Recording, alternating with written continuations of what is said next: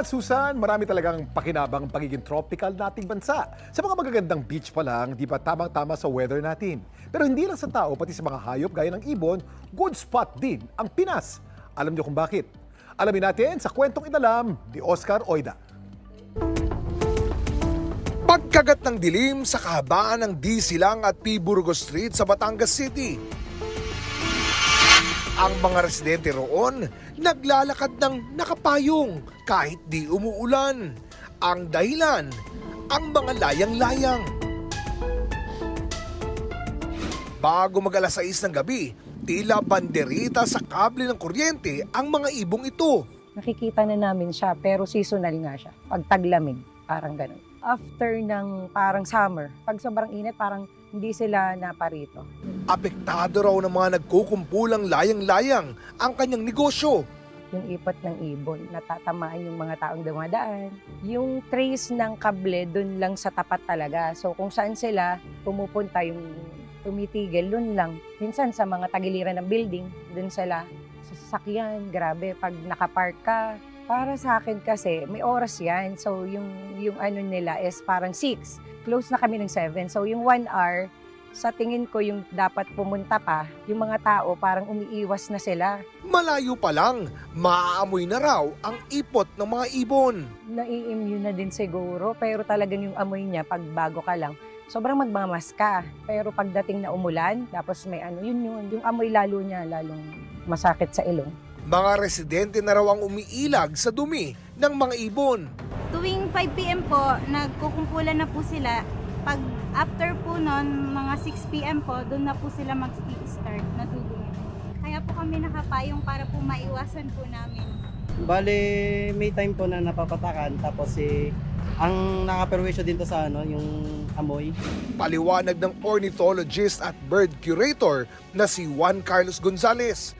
Ang mga layang-layang o barn swallow ay migratory birds na mula sa Estados Unidos, Eurasia, Europa at Australia. So di po sila dito nangingitlog, they are migratory birds. So during the summer month, March to August, nasa Northern Hemisphere po sila.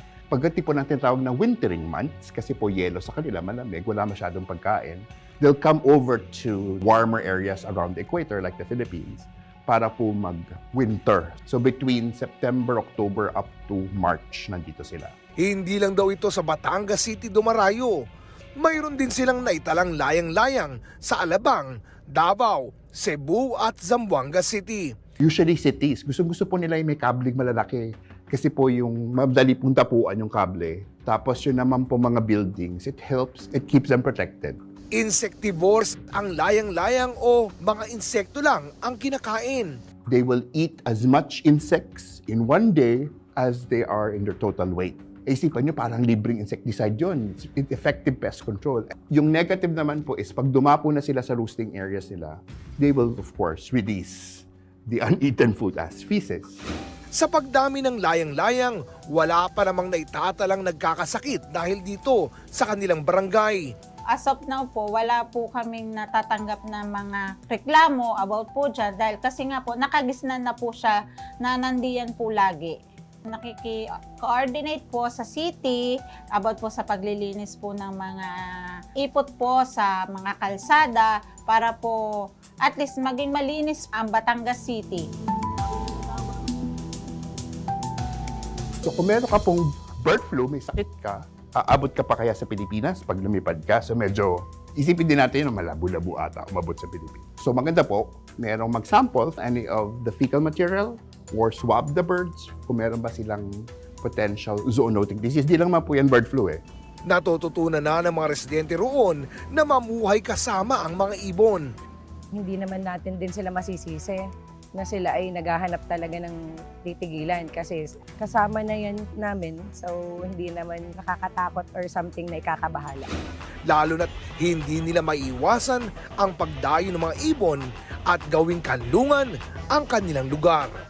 Ako si Oscar Oida at yan ang kwentong dapat alam mo. Dami? Yung mga sweet.